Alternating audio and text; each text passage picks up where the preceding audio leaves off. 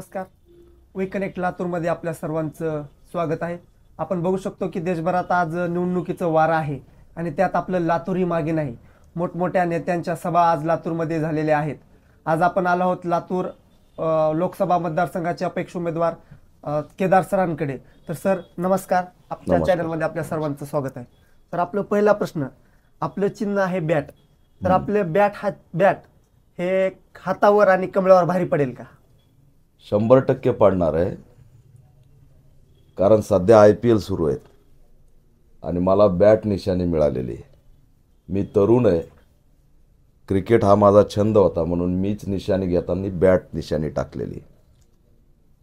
आणि सुदैवाने IPL मध्ये 20-20 असतात आणि मला बटनसुद्धा 20 मिळालेलं आहे. त्याच्यामुळे 20 बटन आणि बॅट ही सोशल मीडियावर मोठ्या प्रमाणात व्हायरल झालेली. तरुण माझ्या पाठीशी आहे.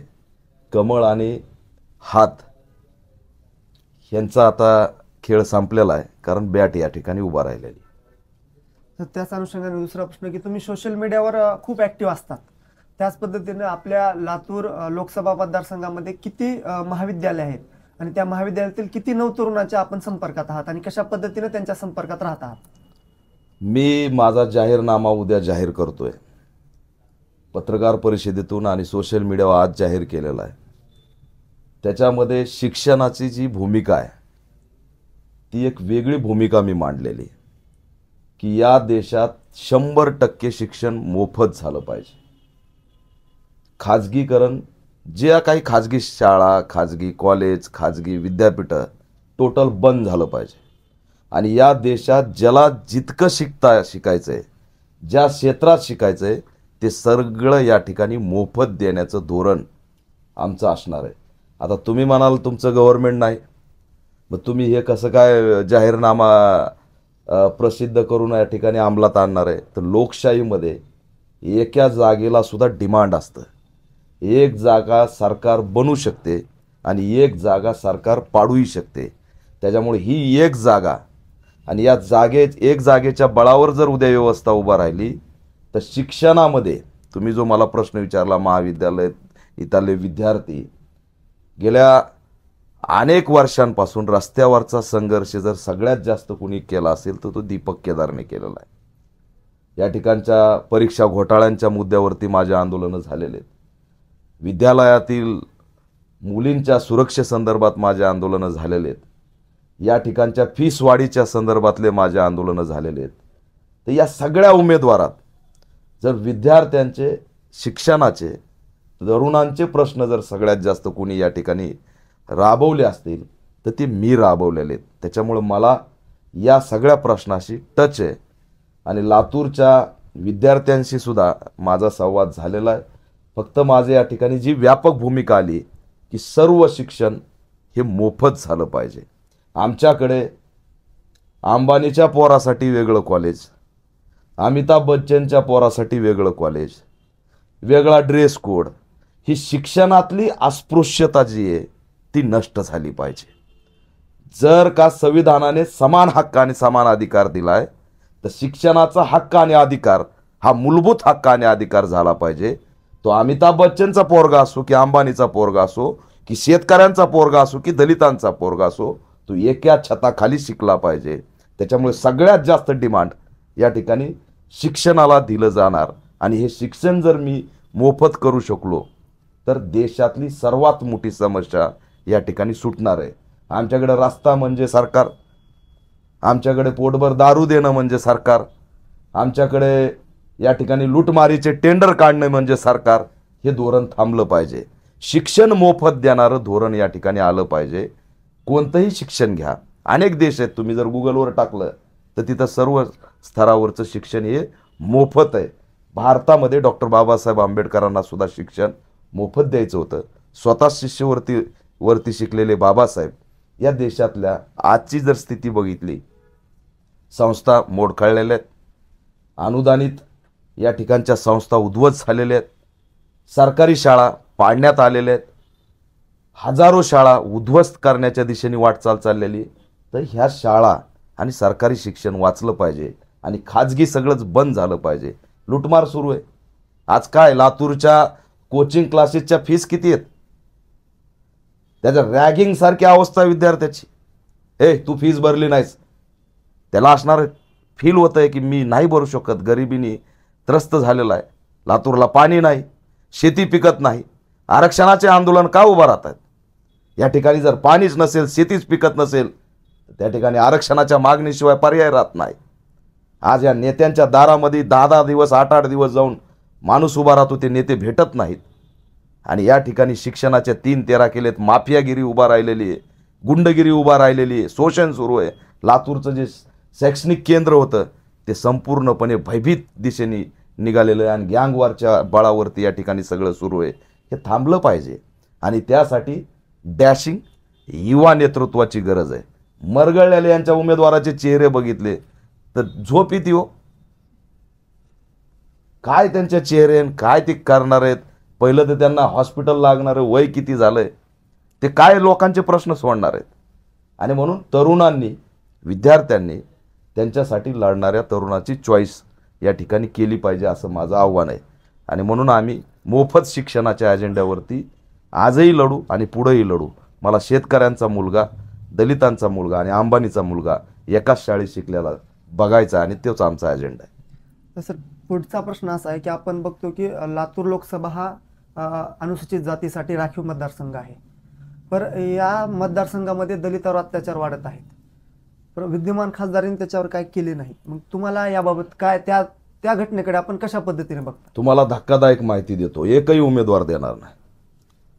ॲडव्होकेट अश्विनी सूर्यवंशी LLBत शिकणारी तरुणी साकोळ गावावरून लातूरमध्ये राहायला आली. अहो, तिला हत्याकांड करून पटरीवर टाकलं, तिचे तुकडे तुकडे झाले. ती दलित होती. तिला पहिली भेट देण्याचं काम दीपक केदारने केलं. तिच्यासाठी कोरोनाच्या काळात लॉकडाऊन असताना 25,000 लोक मी लातूरच्या रस्त्यावरती उतरले. त्या लॉकडाऊनचा आणि कोरोनाचा गुन्हा माझ्यावरती, माझ्या जिल्हा अध्यक्षासहित सगळ्यावरती गुन्हे दाखल झाले. आज या लातूरच्या उदगीरमधली जी स्थिती आहे, त्या उदगीरमध्ये मातंग समाजाचा प्रबुद्ध कांबळे नावाचा तरुण आहे, त्याचं हत्याकांड झालं.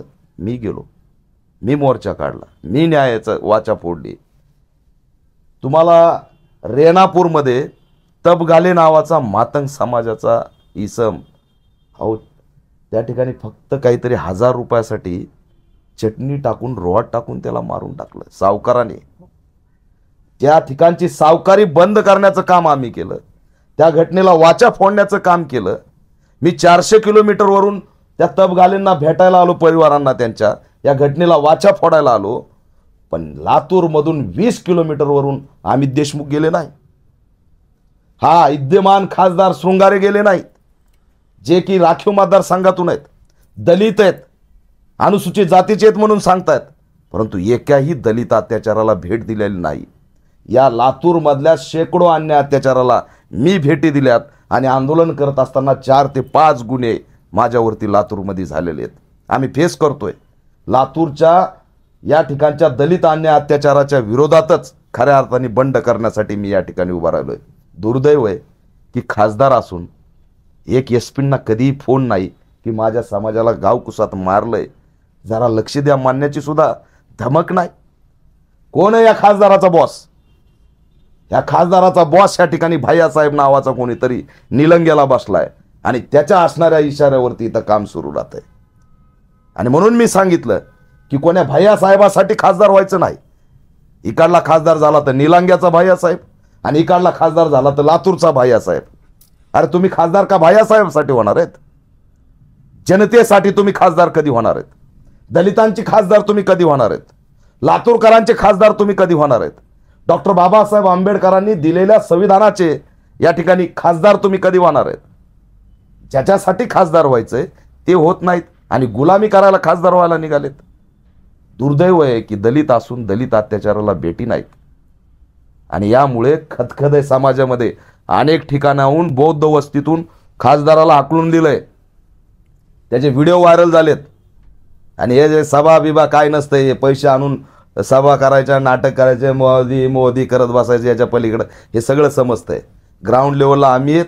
निकाल एकदम चमत्कारिक लागणार आहे. समाजाने बघितलंय, त्यांच्यासाठी लढणारा मी होतो. हे जॅकेट मी बदलत नाही. हेच जॅकेट वापरतो अनेक वर्षापासून, कारण इथं रक्त लागलेलं आहे, अश्रू लागलेले आहेत माझ्या आया बहिणींचे, लातूरच्या सुद्धा आमच्या दलिता बांधवांचे इथं गळ्यात पडून रडतात ते. हे दुःख फक्त मला माहीत आहे. मी प्रतिनिधी फक्त लातूरचा नाही, महाराष्ट्राचा प्रतिनिधी. लातूरमधून उभा राहिलो, पण महाराष्ट्राचा प्रतिनिधी म्हणून उभा राहिलोय. राज्याच्या दलित अन्याय अत्याचाराच्या विरोधात आवाज उठवण्यासाठी माझ्यासारखा प्रतिनिधी दुसरा नाही. त्याच्यामुळे खरं तर या अशा उमेदवारांनी माझ्या पुढे सरेंडर व्हायला पाहिजे होतं, बाजूला सरकायला पाहिजे होतं, एक सामाजिक धोरण राबवायला पाहिजे होतं. कशासाठी? अरे तुमच्या बातम्या आहेत की मी खासदार असून मला निमंत्रण पत्रिका नाही, मी खासदार असून माझं निमंत्रण पत्रिकेवर नाव नाही, एवढा अवमान होतोय तरी तुम्ही उभा राहताय. हेच होणार आहे तुमच्यासोबत परत परत. बाबासाहेब आंबेडकरांचा पुतळा उभा केला, कोणत्याच्या अंगली बाबासाहेब वाटाणात. आम्ही अनेक वेळेस बघितलं, वसंतराव नाईक वाटतात का ते वाटाणात, अनेक दुसरे कोणी वाटतात का ते वाटाणात. विटंबना केली बाबासाहेब आंबेडकरांच्या पुतळ्याची. आणि ओपनिंगला देवेंद्र फडणवीस, रामदास आठवले एक वेळेस सुद्धा पुतळ्याकडे नीट बघितलं नाही. लाईटीच्या एवढ्या लावल्या होत्या ना की पुतळा बाबासाहेबाचा दिसतोय का. ज्या वेळेस त्या औरंगाबादला बसून मी असणार ते एक्सपोज केलं की अरे हा पुतळा बाबासाहेबाचा दिसतच नाहीये, त्यावेळेस महाराष्ट्राने देश कडबडून जागा झाला आणि पुतळा असणारा झाकाव लागला. पण तरी सुद्धा लाज नाही, तरी सुद्धा 2 महिन्यात 5 महिन्यात देशाची सगळी यंत्रणा लावून पुतळा बदलता आला नाही. तिकडे वल्लभभाई पटेलांचा पुतळा तुम्ही काही दिवसामध्ये तुम्ही पार देश जगाच्या नंबर 1ला नेता. पण बाबासाहेब आंबेडकरांचा लातूरचा पुतळा विटंबित करून आजपर्यंत बसवला नाही. काही दिवस झाकला, त्याच्या बाजूला बसून लोकांनी त्या ठिकाणी जुगार केलं, नशा केली, अवमानित केलं. त्याचे व्हिडिओ फुटेज सगळं आमच्याकडे आलंय, पण आम्ही सामाजिक सलोखा राखण्यासाठी या गोष्टी बाहेर काढत नाही. मी आज तुमच्या पुढे बोलतोय, खऱ्या मीडियावाल्या पुढे बोललो तर ते सुद्धा दाखवणार नाहीत. तुम्ही तरी या ठिकाणी एक नवीन असल्यामुळे मला वाटतं दाखवताल तुम्ही, पण माझा आवाज कोणी दाखवत नाही, कारण मी खरा बोलतो. आज तो पुतळा आजपर्यंत उभा राहिलेला नाही. आणि इथले अमित देशमुख जे आहेत ते विधान भवनात म्हणतात की लातूरमध्ये 2-2 बाबासाहेबांच्या पुतळ्याची गरज काय. म्हणजे तुमचा अजेंडा आधीच ठरला होता, म्हणून तुम्ही विद्रुपीकरणाचा पुतळा बसवला, नाटक केलं आणि समाजाची दिशाभूल केली. आता उद्या शृंगारे जर निवडूनच नाही आले, विधान भवनात तर अमित देशमुख म्हणले 2 पुतळ्याची गरज नाही, पुतळा बसणार कसा. हा अवमान कुणी सहन करायचा. दीपक केदार खासदार झाल्यावर हा पुतळा बसवणारे पहिले असणारे जेलमध्ये टाकल्याशिवाय राहणार नाही, कारण बाबासाहेबांचा अवमान आम्ही सहन करणार नाही. त्याच पद्धतीने सर पुढील प्रश्न असा आहे की आपण पुतळ्याचा विषय काढला तर डॉक्टर बाबासाहेब आंबेडकर पार्कचं सुशोभीकरणाचा प्रश्न गेल्या अनेक वर्षापासून प्रलंबित आहे, तर यावर आपण काय विचार मांडा. नाही, ते करतच नाहीत ना. बाबासाहेबांच्या संविधानाचा तिटकारा आहे. ठीक आहे, खासदार सांगतात मी दलित आहे, पण त्यांचे वर बसलेले बॉस दलित विरोधी आहेत, संविधान विरोधी आहेत. या ठिकाणी सगळं होतं, पण डॉक्टर बाबासाहेब आंबेडकरांच्या सुशोभीकरणाचा अजेंडा राबवला जात नाही. ही जातीय मानसिकता आहे, ही जातीयता आहे. आणि ती जातीयता एवढी भरली आहे की बाबासाहेब आंबेडकरांनी संविधान लिहिलंय, त्यांचा सन्मान झाला पाहिजे याचं सुद्धा भान राहिलेलं नाही. आम्ही इतर बघतो तर सुशोभी महापुरुषाचं नाव घेत नाही, आमच्यासाठी समान आहेत, पण तिकडं सुशोभीकरण झालेलं असतं. पण बाबासाहेब आणि महात्मा फुले नाकारलेले असतात. तिथं तर असणारं गाळे कसे काढता येतील, आपल्या कार्यकर्त्यांना कसं घुसवता येईल, ती जागा कशी हडप करता येईल, सांस्कृतिक कार्यक्रम होत आहेत, सुशोभी करून त्याला जर चांगला आयाम दिला तर चांगलं स्थळ होऊ शकतं. पण ते नाही. त्या ठिकाणी ते हडप कसं करता येईल, गाळे कसे निर्माण करता येईल, मार्केट कसं उभा करता येईल, बाबासाहेबांची जागा छोटी कशी करता येईल, हे धोरण सुरू आहे. त्यामुळे इथली ठीक आहे, मी या ठिकाणी लोकसभेचा प्रतिनिधी आहे. हे प्रश्न जे आहेत इथल्या नगरपालिका महानगरपालिकेचे प्रश्न आहेत, त्याच्यावर सुद्धा आमचा वॉच राहील. परंतु हे आम्ही अजेंडा राबवू, चांगल्या पद्धतीने राबवू.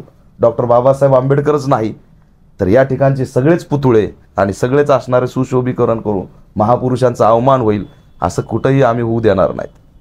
तर माझा एक प्रश्न आहे तर तुम्हाला निवडणूक लढवावी असं काय वाटलं. म्हणजे इथंच लातूरमध्येच म्हणजे फॉर्म भरायला म्हणजे अगोदर पूर्व तयारी होती का तुमची लातूरमध्ये निवडणूक लढवण्यासाठी. एक लक्षात घ्या, संविधान वाचवण्यासाठी इंडिया आघाडीला मी पाठिंबा दिला. आणि ठरवलं की मी महाराष्ट्रात कुठेही निवडणूक लढणार नाही. मी काँग्रेसकडे मागणी केली की चांगला उमेदवार द्या किंवा मला द्या. परंतु त्यांनी जो उमेदवार दिला त्या उमेदवारामुळे मला या ठिकाणी एंट्री करावं लागली. त्या उमेदवाराची जी जात आहे त्या जातीवरती शंका आहे. त्यांच्या चुलत्याचं सर्टिफिकेट व्हॅलिडिटी ही जंगम असते आणि यांची माला जंगम असते. आता माला जंगम ही कास्ट जी आहे ती SC मध्ये आणायची.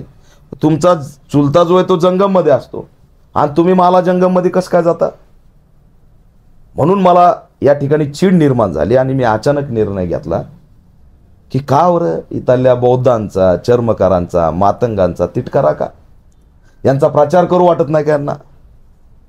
म्हणजे ही जर परिस्थिती आम्ही आज एक्सपोज केली नाही तर महाराष्ट्रामध्ये दलितांच्या राखीव जागेवरती असे प्रयोग राबवले जातील. आणि ही जी काही पद्धत आहे ही भाजपची पद्धत आहे. नवनीत राणा तशाच पद्धतीने निवडून आले. या ठिकाणी सोलापूरचा उमेदवार गेल्या वेळेसचे त्यांना सुद्धा असणारं खुटीचं प्रमाणपत्र लावलं, त्यांचा निकाल प्रलंबित आहे.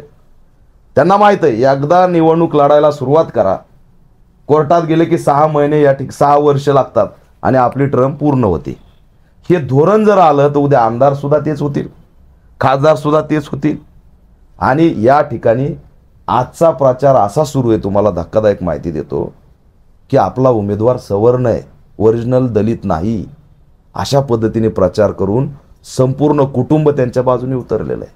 म्हणजे दलितांची राखीवांची जागा आहे, जात चोरीच्या माध्यमातून चोरली गेली आहे, त्याच्या विरोधात बंड करण्यासाठी या ठिकाणी मी उतरलो आहे. आणि एकीकडे दलित अन्याय अत्याचाराच्या घटना, त्याच्यात हिताले विद्यमान खासदार बोलत नाहीत.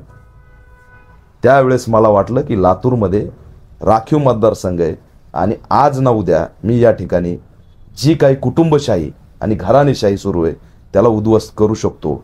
लातूर हे आंबेडकरी चळवळीचं केंद्र आहे, नामांतर लढ्यामध्ये लढलेल्या पॅन्थरचं केंद्र आहे. आणि हे लातूर हे आंबेडकरी चळवळीचा अस्त करायला निघालेलं लातूर आहे.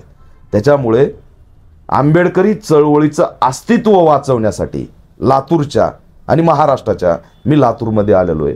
हे आम्ही कदापि खपून घेणार नाहीत. जात चोरीच्या माध्यमातून आमचा अधिकार जर कोणी हिसकावून घेत असेल तर आम्ही या ठिकाणी बंड केल्याशिवाय राहणार नाहीत. माझी उमेदवारी ही बंड करणारी आहे. इतर ठिकाणी मी असणारं इंडिया आघाडीला पाठिंबा दिला आहे, परंतु लातूरमध्ये मी स्वतः त्याचसाठी मैदानात उतरलो आहे. आणि राहुल गांधींना सुद्धा या माध्यमातून इशारा देतोय, दिलेला आहे की तुम्हाला अंधारात ठेवून, एकीकडे राहुल गांधींना सांगितलं जातं की दलितांना न्याय द्यायचा आहे, त्यांच्या मॅनिफेस्टोमध्ये दलित SC STला जास्त त्यांनी प्राधान्य दिलंय. मल्लिकार्जुन खरगे हे राष्ट्रीय अध्यक्ष आहेत म्हणून सांगितलं जातं दलित समाजाचे, परंतु दुसरीकडं स्थानिकच्या जातीय मानसिकतेने राहुल गांधी, प्रियंका गांधी आणि मल्लिकार्जुन खरगे यांना अंधारात ठेवून दलितांची जागाच हिसकावून घेतलेली आहे. हे असणारं एक्सपोज करून विधानसभेला मी असणारं दलितांना हे उघड्यावर यांचा जो अजेंडा आहे तो एक्सपोज केल्याशिवाय राहणार नाही. सर, माझा पुढील प्रश्न असा आहे की लातूरचा जो पाणी प्रश्न आहे, लातूरचा पाणी प्रश्न कायम मिटेल असा कोणता आराखडा तुमच्याकडे आहे? डॉक्टर बाबासाहेब आंबेडकर हे जर आणखी काही वर्ष असते तर लातूरच नाही देशभर पाणी असतं.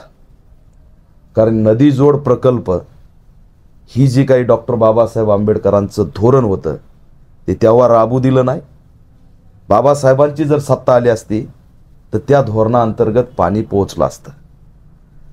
त्यामुळे त्या प्रकल्पावरती आम्ही या ठिकाणी अभ्यासक असतील, इथले पाण्याच्या संदर्भातले तज्ज्ञ असतील, त्यांना सोबत घेऊन याच्यावरती कायमस्वरूपी तोडगा घेऊ आणि डॉक्टर बाबासाहेब आंबेडकरांचं जे धोरण आहे तेच धोरण आम्ही या ठिकाणी राबवणार आहेत. दुर्दैव आहे की नरेंद्र मोदी या ठिकाणी आले, भाषण केलं, त्यांचं पाणीसुद्धा दिल्लीहून त्यांनी आणलं होतं. आणि त्याच दिवशी लोकमतला बातमी होती की जळकोटला आमच्या आया बहिणी हांडे घेऊन बसल्यात आणि एका हांड्याला 100 रुपये रेट आहे. कुणाच्या तरी बोरिंगला पाणी आहे फक्त एकाच्या, आणि तिथं लाईन लागलेली आहे. म्हणजे आत्ताच्या घडीला लातूरमध्ये पियाला सुद्धा पाणी नाही. आणि यांच्या भाषणात तो मुद्दा नाही. यांचं पाणी दिल्लीहून आणून ते पिले, पण लातूरकर काय पाणी पित आहेत याचं सुद्धा असणारं भान त्यांना राहिलेलं नाही. त्याच्यामुळे लोक, मला एक मराठा समाजाचा तरुण येऊन भेटला होता आणि तो अक्षरशः भावूक झाला होता. मराठा समाज माझ्या पाठीशी, निकाल लागल्यावरती कळेल की मराठा समाजाने काय क्रांती केलेली. की हिताला पाणी प्रश्न जर नाही सुटत नसेल तर आम्हाला आत्महत्याशिवाय पर्याय राहत नाही. आणि म्हणून पाण्याचा प्रश्न गंभीर आहे. मी रोज वाचतोय, आज पियाला सुद्धा पाणी नाही आहे. त्याच्यामुळे याच्यावरती ठोस भूमिका, सगळ्यात आधी आमचं काम देशातले पाण्यावरती जेवढे काम करणारे तज्ज्ञ असतील त्यांना पाचारण करणार, पाणी जाणकारांची परिषद लातूरमध्ये घेणार, मराठवाड्यात घेणार आणि लातूरमध्ये पाणी आणणार. दुर्दैवाने पश्चिम महाराष्ट्रात पाणी आहे आणि मराठवाड्यात दंगल आहे. आमच्या इथं दंगली पेटवल्या जातात आणि पश्चिम महाराष्ट्रात पाणी पुरवलं जातं. आमच्या इकडं उस्मानाबादचं धाराशिव करा, औरंगाबादचं छत्रपती संभाजीनगर करा, हे नामांतराचे लढे मराठवाड्यात चालतात. पश्चिम महाराष्ट्रात कोणत्याच जिल्ह्याचं नाव बदला म्हणत नाहीत. तिथं असणारा विकास चालतो आणि आमच्याकडे दंगली चालतात. हे असणारा आम्ही बदलवणार आहेत. इकडे विकास चालला पाहिजे, दंगलीला आम्ही थारा देणार नाहीत आणि म्हणून पाण्यावरती आम्ही मोठं काम करणार आहे. त्याच पद्धतीनुसार आपण आपली एकूण लोकप्रियता, आपली कामाची धडाडी हे एकंदरीत लक्षात घेता जर तुम्ही प्रयत्न जर केला असता तर आपल्याला वंचित बहुजन आघाडीकडून उमेदवारी भेटली असती.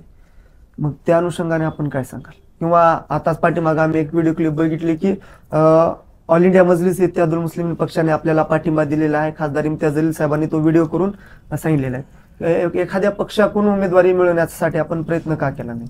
नाही, माझं स्वतःचं अस्तित्व आहे. मला अनेक पक्षांनी तिकीट ऑफर केलं होतं. मी ज्याचं मागितलं होतं महाविकास आघाडीचं ते आम्हाला काही भेटलं नाही. परंतु त्यात सुद्धा आम्ही अलायन्समध्ये लढणार होतो. आणि अनेक छोटे मोठे जे काय आमचे रजिस्टर पक्ष असतील त्यांनी मला तिकीट ऑफर केलं होतं. त्याच्यामध्ये BSP सुद्धा होती. परंतु शेवटी माझं सुद्धा एक अस्तित्व आहे, माझी एक ओळख आहे आणि हेच मी दाखवण्यासाठी मैदानात उतरलेलो आहे. त्याच्यामुळे मी कोणत्याही तिकिटावरती निवडणूक लढणं योग्य समजलं नाही. येणाऱ्या काळात माझाच पक्ष मैदानात उतरणार आहे, त्यावेळेस आम्हीच तिकीट देणारे होणार आहेत. त्याच्यामुळं आज जसं मनोज जारांगेंना कोणत्या पक्षाच्या नावाची गरज नाही, तशीच दीपक केदारला कोणत्याही पक्षाच्या नावाची गरज नाही.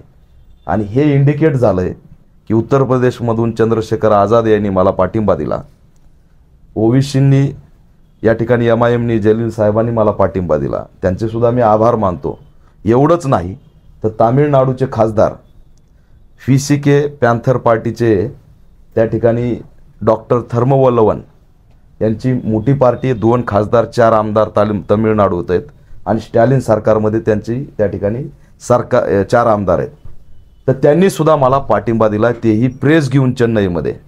तर I am a national leader आणि नॅशनल 3 लीडर मला पाठिंबा देत आहेत. त्याच्यामुळं मला याच्यात आनंद आहे की मी अपक्ष उभा राहिल्यामुळे हे पाठिंबे मिळू शकलो.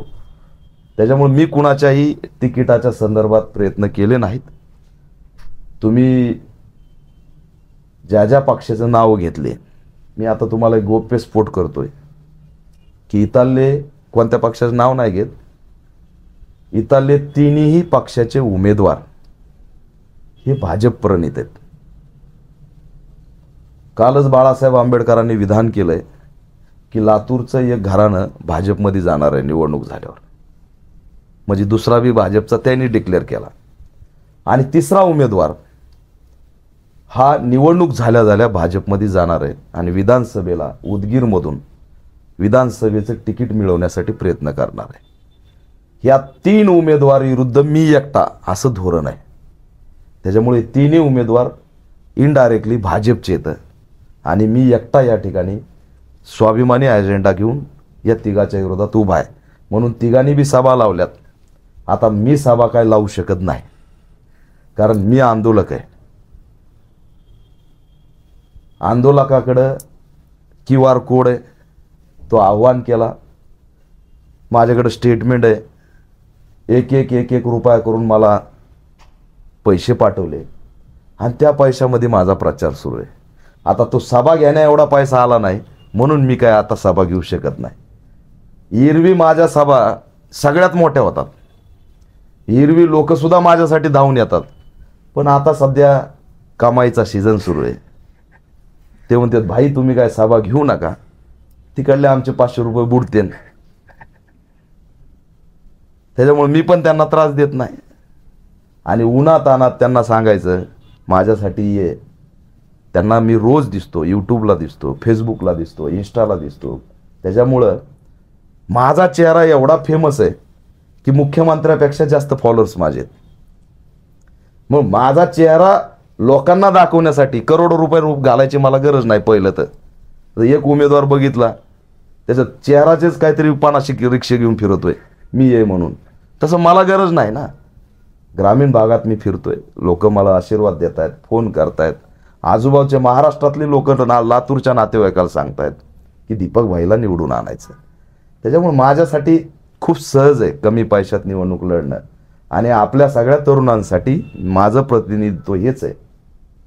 मी कायम भाषणात सांगत असतो की पोलीस बनायचं आहे तर तुम्ही 50,000 रुपये घालता. दूध, केळं, बदाम, काजू, सकाळी पळणं, जिम, सगळं काही.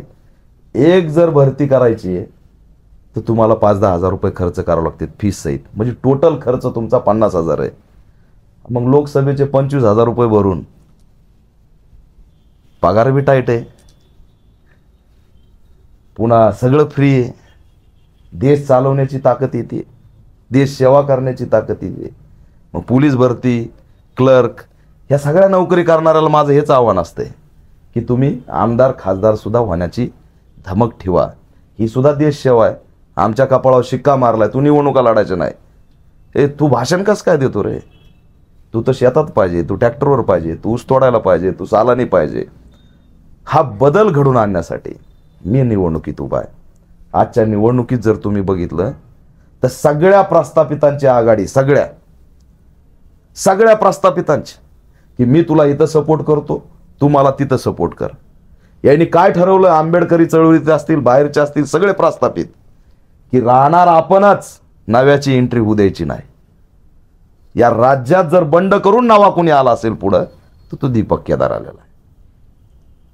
त्याच्यामुळे या प्रस्थापितांच्या विरोधात एक गरिबांचा, शोषितांचं लेकरू म्हणून, ऊसतोड मजुराचं लेकरू म्हणून मी आज या ठिकाणी मैदानात आहे. सर, आपलं एकूण एक व्यक्तिमत्व बघत असताना एक अभ्यासू व्यक्तिमत्व आपलं आहे. तर आपण ॲज अ खासदार तर या समाजातील जातीयता नष्ट करण्यासाठी ठोस पावलं काय उचला? मी तुम्हाला सांगितलं ना, एका हॉस्पिटलमध्ये अमिताभ बच्चनचं दुखत आहे, तो बाजूच्या बेडवर झोपलाय आणि त्याच्या बाजूला तुमचं बी दुखत आहे, तुम्ही झोपलात. झाली ना समानता. लक्षात येत आहे का? हे लय सोपं आहे हो, पण इम्प्लिमेंट करायला इथं कोणी हिंमत नाही. इम्प्लिमेंट हे होऊ शकत नाही, हे शक्यच नाही. अरे का शक्य नाही? शक्य आहे. सेलिब्रिटी धोरण, VIP धोरण जर बंद झालं तर या ठिकाणी जातीयता सुद्धा नष्ट होते. आणि जातीयता नष्ट करण्यासाठी मी कोल्हापूरला कायम जात असतो. तुम्हाला सुद्धा मी सल्ला देईल. माझं सुद्धा जर्नलिझम झालेलं आहे, तुम्ही सुद्धा त्याचे विद्यार्थी आहात. माझं तुम्हाला आव्हान आहे की कोल्हापूर चांगलं पिंजून या. अहो, प्रत्येक जातीचं वसतिगृह आहे, मुस्लिम वसतिगृह आहे. तिथलं लोक कल्याणकारी छत्रपती राजर्षी शाहू महाराजांनी जे धोरण राबवलं ते जातीयता नष्ट करणारं धोरण आहे. तेच धोरण मी राबवणार. सर, तुम्ही तरुणाच्या कोणत्या समस्या शासन दरबारी मांडू शकता, म्हणजे मांडणार? तरुणाला रोजगार देणे, किमान वेतन धोरण जे आहे ते 1000 रुपये दिवस असणे. आज 30,000 शिवाय माणूस जगू शकत नाही. गटारात तरुणांनी उतरायचं नाही. या देशात गटारात कुणीही उतरणार नाही. गटार आधुनिकपणे साफ होणार. तुम्ही समुद्रातून उड्डाण पूल नेता, मग गटार साफ करण्याचं यंत्र काय येत नाही? मग त्या गटारात तरुणांनी घुसून मारायचं, ते बंद होणार. या ठिकाणी किमान वेतनचं 1000 रुपये धोरण आम्ही आणतोय की दिवसाला त्याला 1000 रुपये हाजरी मिळाली पाहिजे. तो मजूर असो, कामगार असो की कुणी असो. आणि या देशातला तरुण बेरोजगार राहणार नाही. जर का त्याला 6 महिने नोकरी मिळाली नाही तर 6 महिने सरकारने बेरोजगारी भत्ता द्यावा. सरकारी भत्ता द्यावा, हे सगळ्या बाहेरच्या देशामध्ये इम्प्लिमेंट आहे. 2-2 वर्ष बाहेरच्या देशामध्ये सरकारी भत्ता दिला जातो आणि तो भत्ता देणं अंगलट येतं म्हणून सरकार त्याला नोकरी देतं आणि कामाला लावतं. हे धोरण आम्ही रोजगाराचं वापरणार आहेत.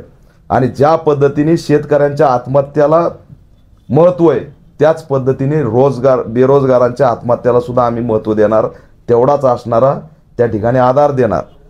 तरुणांसाठीच मी या ठिकाणी मोठ्या प्रमाणात काम करणार आहे, ते रोजगाराचं. इथं कुणीही बेरोजगार राहणार नाही, हेच आमचं धोरण असणार आहे. सर, लातूर लोकसभा मतदारसंघात एकूण 6 मतदारसंघ आहेत.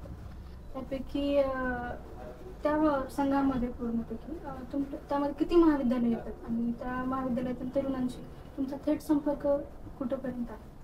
नाही, मी राज्याचा नेता आहे, म्हणजे इथला मुळात स्थानिक नाही आहे. तुम्हाला घेऊन ही माहिती घेऊन आपण याच्यावरती काम करू असं आश्वासन सुद्धा तुम्हाला देतो. पण माझं निवडून येणं गरजेचं आहे. निवडून आल्यावर तुम्ही खासदार असणार आहे, मी खासदार नसणार आहे. त्याच्यामुळे ह्या सगळ्या मतदारसंघातले महाविद्यालय जे असतील, विद्यार्थी असतील, यांच्याशी मी संवाद साधेल. मुळात मी अन्याय अत्याचाराच्या विरोधात काम करणारा कार्यकर्ता आहे. जिथंही मला मदत मागितली तिथं धावून जाणारा कार्यकर्ता आहे. तर आता यापुढे मी ज्यावेळेस इथं आलेलो आहे तर या सगळ्यांचा व्यवस्थित आराखडा घेऊन एक व्यापक संघर्ष, हा संघर्ष 7 तारखेपर्यंतचा नाही, आता आमचा संघर्ष कायम लातूरमध्ये सुरू झाला. विद्यार्थ्यांसाठी, गरिबांसाठी, शेतकऱ्यांसाठी, मजुरांसाठी तुम्हाला मी कायम या ठिकाणी लढताना दिसणार. तर लातूर लोकसभेमध्ये 6 मतदारसंघ आहेत, त्यामध्ये तुमचा प्रचार कशा पद्धतीने चालू आहे? प्रचार मी तुम्हाला सांगितलं की माझ्याकडे साधन संपत्ती नाही आहे. सोशल मीडिया हाच माझा अजेंडा आहे आणि सोशल मीडियाशी मी एकदम तरुणांशी थेट कनेक्ट होईल. त्यातली त्यात सगळ्या तालुक्यात माझे तालुका अध्यक्ष आहेत. जवळपास 150 ते 200 माझ्या शाखा बिल्डअप आहेत, म्हणजे कार्यकर्ते आहेत माझे. आणि मी असणारं डोर टू डोर अनेकांना या ठिकाणी भेटतोय, ग्रामीण भागात जाऊन भेटतोय. त्यांना असणारं जाऊन फक्त मी भेटलो की ते म्हणतात आम्हाला कळालंय तुमची बॅट आहे, 20 नंबर बटन आहे, सोशल मीडियावर दिसलंय, तुम्ही यायची गरज पण नव्हती. त्याच्यामुळे माझा प्रचार एवढा सोपा आहे की 50-60 हजारात निवडणूक लढणारा मी पहिला खासदार असेल, जिंकून आलो तर. पण मी जिंकून येणार हे 100% आहे आणि लोक या ठिकाणी निराश आहेत. सर, आपला लातूर पॅटर्न तर प्रसिद्धच आहे, पण ते पैसे पण खूप भर लागतात.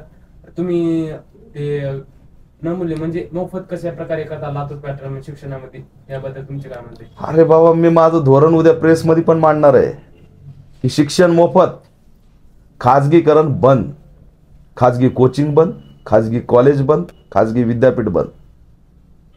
सरकार या ठिकाणी शिक्षण देईल. मला एक सांगा, डॉक्टर होण्यासाठी 1 कोटी रुपये लागायला लागलेत. किती? 1 कोटी. आणि तो 1 कोटी वसूल करण्यासाठी एक हॉस्पिटल टाकतो आणि त्यातून लूटमार करतो. सरकारने त्याला फुकट डॉक्टर बनवलं तर तो सेवा द्यायला तयार आहे ना, पगारावरती. हे आमचं धोरण आहे आणि ह्यात आमची क्लिअर कट भूमिका आहे की सगळी लूटमार आहे. तुम्हाला सांगतो मी, गरुड झेप आहे कुठं, औरंगाबादला. तिथं एक मुलगी मारली, फाशी घ्यावा लागली तिला. तिचं कॅन्टीनची फीस मागितली. मराठा समाजाची मुलगी जळगावून तिथं पोलीस होण्यासाठी आलती. आज त्याच्यावरती केस झाली, महिनाभर झालं. तो प्रकरण सुद्धा दीपक केदारने उचललं. काय कंट्रोल आहे हो या खाजगी कोचिंग क्लासेसवर, खाजगी अकॅडमीवरती सरकारचा काय कंट्रोल आहे? यांचे CCTV फुटेज सरकारकडे अटॅच आहेत, यांचे CCTV फुटेज गृह विभागाकडे अटॅच आहेत. त्या मुलींसोबत काय होतंय, त्या तरुणांसोबत काय होतंय, याच्यावर कुणाचा वॉच आहे? आज यांना पाठवायचं आणि एखाद्या कोंडवड्यात घुसून द्यायचं. तिथं चौकशी झाल्यावर कळालं की 8 बाय 8च्या रूममध्ये 20 मुली राहत होत्या. हे ज्यावेळेस तिथं चेक केलं त्यावेळेस एक्सपोज झालं. आणि तिला फीज मागितली, तिला जेवण नाकारलं गेलं, तिला टेन्शन आलं, मी गरीब आहे, फाशी घेतली त्यांनी आतमध्ये बाथरूममध्ये. हे बंद झालं पाहिजे. उलट याचं समर्थन करू नका. हे खाजगीकरण 100% बंद करणार. आज हे खाजगीकरण जर बंद झालं तर सरकारी शाळातून, सरकारी शिक्षणातून या ठिकाणी देश सेवाचं धोरण पुढे येईल. कमर्शियल धोरण येणार नाही. आज कमर्शियल धोरण आहे. शिक्षण मी महागडं घेईन आणि पुन्हा वसूल करेन. कुणाकडून? दबलेल्या पिचलेल्या लोकांकडून. पण त्याला शिक्षण जर दिलं तर तो कशाला असणार लूटमार करणार आहे? आमच्याकडे किंमत कशाला आहे? इकडून गेलं की मॅक्स मॉल लागतंय, तिकडे गेलं की वेस्ट साईड लागतंय. आमच्याकडे भव्य इमारती कशाच्या आहेत? मॉलच्या. दीपक केदारचं धोरण आहे की भव्य मॉल नसतील, मॉलपेक्षाही भव्य हॉस्पिटल असतील, मॉलपेक्षाही भव्य शिक्षणाचे केंद्र असतील. त्या दिवशी बघा कसा बदल होतोय. अहो हॉस्पिटलमध्ये यायचंय तर एन्जॉय करण्यासाठी आलोय असं वाटायला पाहिजे. पण आमच्याकडे हॉस्पिटलमध्ये गेलं की गुटखा, नाकाला बांधावं लागतं, अंगावर काटा फुटतो. अरे सोबत गेलेले लोक आजारी पडतात. गेलेला असतो एक जण, पुन्हा 2 दिवसांनी काढतात तिघं बी 3 बेडवर झोपलेत. मच्छर देखून गाद्या बदलत नाही, टेंडर काढले तिथं सगळं लुटमार सुरू आहे. हे लय छोटे मुद्दे आहेत. पण बदल कुणाला करायचा नाही, कारण भांडवलशाही आणि खाजगीकरण यांच्या घशात असणारं या ठिकाणी सगळं घालायचंय. आणि मग मंदिराचं सुद्धा असणारं दर्शन अंबानीच घेऊ शकतो. हे तुम्ही अयोध्याला बघितलंय. यांची वेगळीच विंग झाली आणि आपली वेगळीच विंग झाली. तिथं गरीब नाही जाती दर्शनाला. अंबानीच्या घराही मला एकही गरीब लग्नाला गेलेला दिसला नाही. तिकडं वेगळेच. शेतकरी मेला, दलित मेला, महिला मारल्या, मुली मारल्या. आमचे मुख्यमंत्री एकाही घटनेला भेट द्यायला गेले नाहीत. पण त्या सलमान खानची भिंत तपासाय गेले, किती जखम झाली. डिमांड कोणाला आहे? काय चाललंय? अरे देश सेवा आहे रे ही, देश सेवा, लुटमार नाही. हे बदलायला आम्ही आलोत आणि बदल होणार, नक्की होणार. डॉक्टर बाबासाहेब आंबेडकरांनी बनवलेलं हे सगळं विचारधारा न थांबणारी नवनिर्मितीची विचारधारा आहे. माझा विश्वास इतिहासात रमण्यात नाही तर इतिहास बनवण्यात आहे आणि नवनिर्मिती घडवण्यात आहे. लातूरच्या माध्यमातून देशाचा चेहरा म्हणून मी जर पुढे आलो तर हे बदल केल्याशिवाय राहणार नाही. सर खूप खूप धन्यवाद. आपण आमच्या होई लातूरच्या युथ कनेक्ट या सिरीजमध्ये आपण मुलाखत दिली त्याबद्दल आपले धन्यवाद. खूप आभार. धन्यवाद.